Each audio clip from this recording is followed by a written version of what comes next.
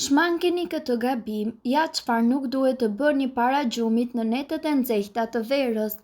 Nëse jashtë është shumë nxehtë dhe në shtëpi ke hapur kondicionerin, gjumi mund të jetë i vështirë, po ashtu mund të bëhet edhe më i vështirë nëse vazhdon të pish ujë të ftohtë për të shuar vapën.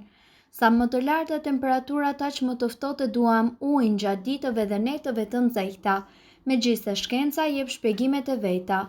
Njerëzit janë gjithmonë të prirur të pinë sa më shumë ujë të ftohtë gjatë verës, por sidomos para gjumit uji i ftohtë akull nuk është i rekomanduar sepse nuk të lejon të bësh gjumë të qetë gjatë natës.